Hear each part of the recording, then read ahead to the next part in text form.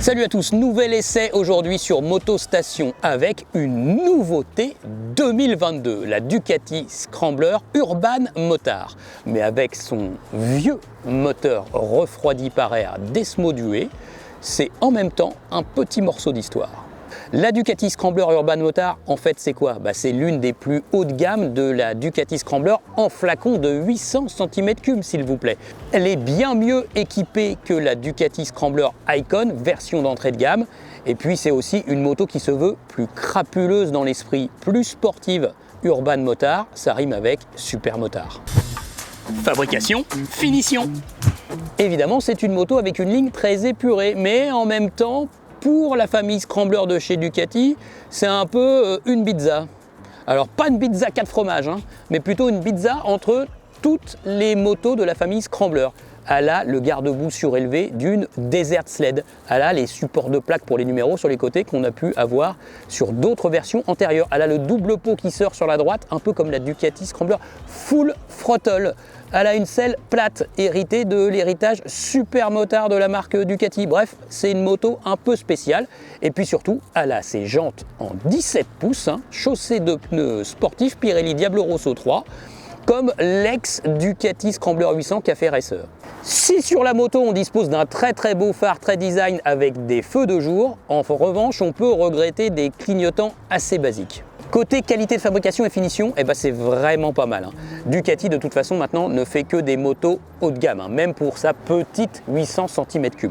Donc de fait il suffit de regarder un peu comment sont aménagés les caches en plastique, comment sont guidés les divers câbles, toutes les connectiques, comment se retrouve le dessous de selle et l'aménagement de tous les périphériques. Il n'y a rien qui traîne. Il y a quelques années j'avais pu essayer la Monster 797, elle était vraiment moins bien finie, moins présentée. Le dessous de selle c'était vraiment moins bien fini, avec des soudures un petit peu délicates. Là ici, on est vraiment sur un autre monde, c'est propre et ça fait quali. L'équipement. Pas beaucoup de technologie sur cette Ducati Urban Scrambler, c'est l'une des dernières motos de Bologne qui dispose d'un accélérateur à câble. Aujourd'hui nous sommes à l'ère du ride-by-wire. Accélérateur à câble qui guide une injection assez simple. Il n'y a pas de mode moteur, il n'y a pas de cartographie multiple. Ici on démarre et on roule. Pas non plus de traction control ou de shifter. Côté électronique, il n'y a que l'ABS. Par contre, il prend en compte l'inclinaison de la moto. Il n'est pas déconnectable, ça va de pair avec la norme Euro 5. Il n'empêche, il y a un peu tout ce qu'il faut dans ce tout petit compteur à cristaux liquides. On a un indicateur de rapport engagé, la température extérieure pour constater qu'aujourd'hui il fait toujours froid, et puis divers trips et ordinateur de bord. L'horloge, bref, on a tout ce qu'il faut au quotidien. Les commodos sont efficaces, intuitifs, malheureusement pas rétroéclairés à ce niveau de fabrication, mais on a quand même les warnings pour faire la remontée de fil. Sous la selle, on peut découvrir une petite caisse à outils Ducati Scrambler, très joliment présentée, avec des outils quand même d'une qualité très moyenne, mais il y a quand même quelques petits outils, donc c'est plutôt bien à notre époque. En revanche, l'accès au réglage de l'amortisseur, il n'est pas très évident à cause de la petite plaque latérale numéro. Et puis surtout aussi, pensez à y ajouter une petite clé plate de 14 pour pouvoir resserrer les rétroviseurs qui ont tendance à se desserrer assez facilement. Moteur. Le moteur de cette Ducati Urban Scrambler, c'est le célèbre Desmo Duet 803 cm3, un moteur dit en L, refroidi par air, une ancienne technique chez Ducati, seulement 2 soupapes par cylindre avec la célèbre commande desmodromique de rattrapage, de rappel des soupapes qui est mécanique avec des petits basculeurs. C'est un vrai morceau d'histoire pour Ducati. Au niveau de son apparence, il est épuré, on y voit les ailettes. Et puis le profil gauche de ce moteur se débarrasse des grosses durites de refroidissement qu'on voit sur tous les moteurs Ducati modernes. Du coup, il est aussi beau sur son profil gauche que sur son magnifique profil droit avec son beau collecteur d'échappement. Alors c'est vrai que ce moteur, il est quand même très sympa. Il raconte une histoire, il vit. Et lorsqu'il élève sa température au petit matin quand on démarre le moteur, il raconte une histoire, il change de sonorité. C'est vraiment très sympa. C'est un petit peu irrégulier par rapport aux moteurs modernes. C'est aussi de la vitalité. Il se passe des choses dans ses entrailles. C'est bien plus authentique que finalement beaucoup de moteurs modernes.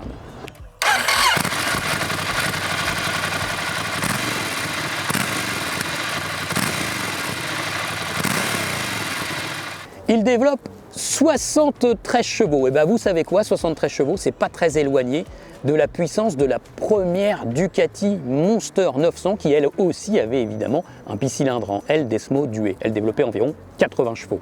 Donc on n'est pas très loin. Hier c'était la puissance d'une top moto dans les années 90. Aujourd'hui c'est la puissance d'une Ducati du débutant.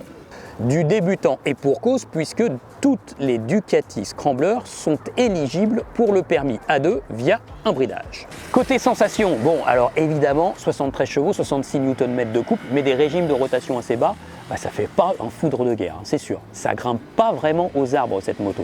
Mais ce moteur il est vivant, il a du peps, il a de la rondeur à mi-régime. On peut vraiment dire que c'est un moteur coupleux.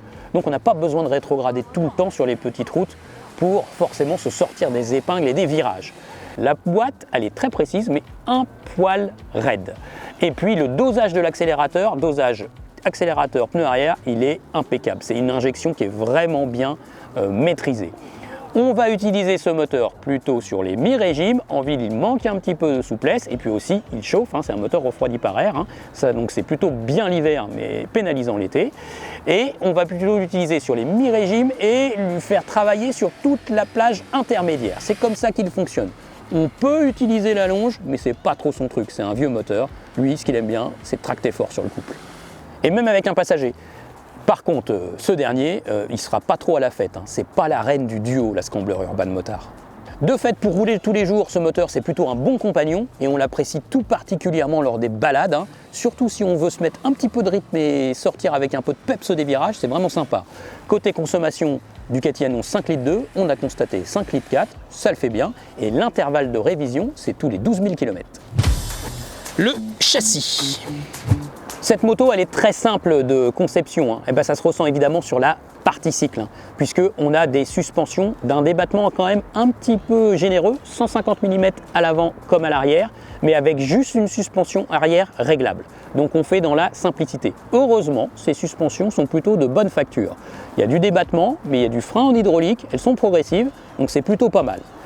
Le frein avant, un énorme disque, un bel étrier à fixation radiale Brembo. Quel dommage que l'on ait à l'autre bout un mètre cylindre plutôt bas de gamme. Du coup, on se retrouve avec un feeling un peu spongieux, il y a de la puissance, mais c'est pas hyper précis.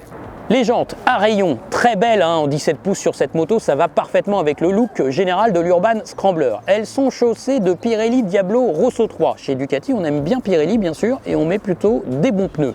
Alors c'est vrai qu'ils aiment plutôt les températures printanières ou estivales, les Pirelli Diablo Rosso 3. Ils aiment bien quand la température s'élève, ils aiment bien qu'on leur mette de la contrainte. En hiver, faut quand même faire quelques kilomètres avant de leur trouver de l'efficacité. De fait, avec cette partie cycle, c'est un cadre treillis tubulaire acier, un beau bras oscillant alu, des suspensions un peu à bon débattement.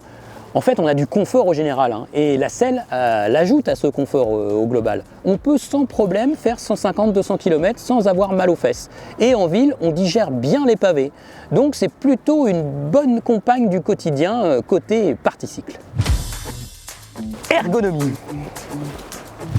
Alors parmi la famille Scrambler, c'est l'une des plus hautes. Bien sûr, il y a des Airsled qui est vraiment très haute, mais elle, c'est 805 mm de hauteur de selle, avec une selle finalement assez étroite. Donc dès qu'on mesure un peu plus d'1,60 m, on va s'en sortir sur cette moto. D'autant plus qu'avec 196 kg tout plein fait, ça reste une moto vraiment légère. Donc les débutants, les débutantes vont pas avoir trop de mal à manœuvrer cette moto et à se sentir à l'aise dessus. L'ergonomie, elle est vraiment relaxe, ça c'est top pour rouler en ville et sur les petites routes. Par contre, attention, hauteur de selle pas trop élevée, distance selle repose-pied un petit peu courte. Du coup, si vous mesurez plus d'1,80 m, vous allez vraiment vous sentir comme un crapaud sur une boîte d'allumettes. Alors, ce qu'on va retenir sur cette Ducati Scrambler Urban Motard, c'est l'agrément général qui se matine de simplicité sur cette moto. Voilà, on tourne la clé de contact, on roule. Il n'y a pas de mode moteur, il n'y a pas 36 trucs électroniques, donc c'est tout simple. C'est de la facilité d'utilisation au quotidien, en ville, plutôt un bon confort général au quotidien, pas vraiment une moto de voyage, mais une moto de tous les jours et une moto de balade. de la simplicité, du peps si on ouvre un peu fort les gaz à mi-régime, il y a du répondant, de la légèreté, de l'agilité, on la place, on la jette d'un angle à l'autre, elle est vraiment sympa dans ces conditions, bref, c'est du pilotage fun et intuitif. Il ne faut pas se prendre la tête, c'est une moto fun, ludique, de tous les jours, pour le dimanche, mais pas une voyageuse. Le prix, 11 590 €. Alors, ça pique pas. Oui, aïe, aïe, aïe, aïe, bah oui, ça peut piquer, hein, parce qu'une moto de ce niveau-là, avec quand même une vieille technologie moteur, pas beaucoup de technique d'un point de vue général, des composants souvent connus et amortis, bah oui, ça peut paraître cher. Mais en même temps, 11 590 € pour une moto vraiment made in Italy, faite à Bologne, faite par les ouvriers Ducati dans l'usine ancestrale de la marque, avec des composants choisis, une belle qualité de fabrication, certainement une fiabilité maîtrisée, donc on peut être tranquille de ce côté-là. Et puis on achète une vraie italienne, hein, pas une sino-européenne. Donc si vous êtes sensible à l'idée d'acheter un vrai produit made in Europe, made in Italy, eh ben ça peut peser dans la balance.